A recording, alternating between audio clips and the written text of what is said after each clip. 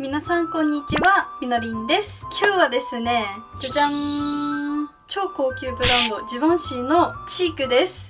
で、これがちょっと前海外で話題になりまして、ただのチークじゃなくてスライムチークだそうです。それを聞いてすごく興味を持ってしまったので買ってみました。では早速ちょっと見ていきたいと思います。はい、これがジバンシーのスライムチークです。早速開けていきましょう。いきます。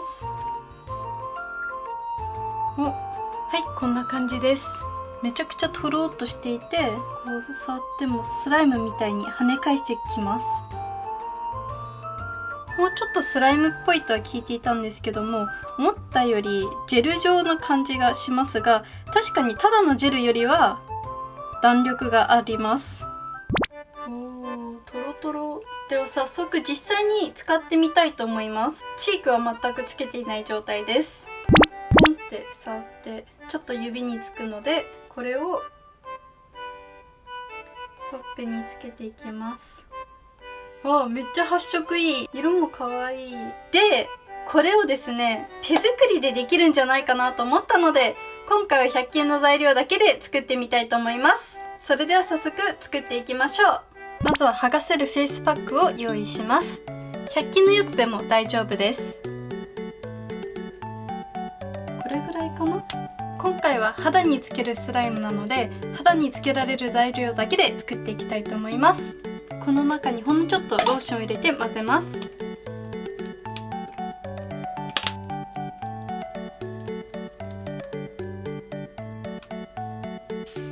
そしたら重曹をほんのちょっとだけ入れて混ぜます。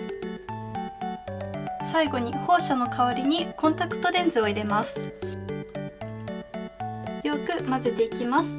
ちょっと重曹が足りないかな。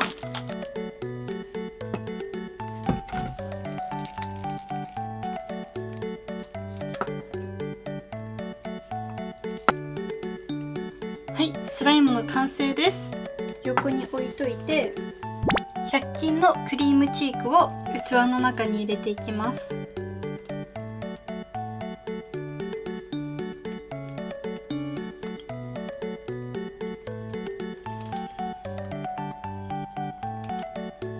このクリームチークをちょっとずつスライムの中に入れて混ぜていきます。手で混ぜていきましょう。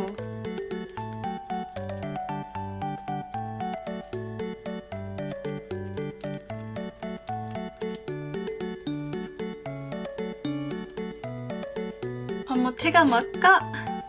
最後はこの空の容器の中にスライムを入れていきます。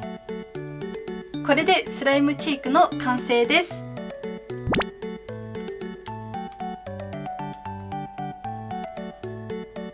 では本物と比べてみましょう。色も結構再現できたと思います。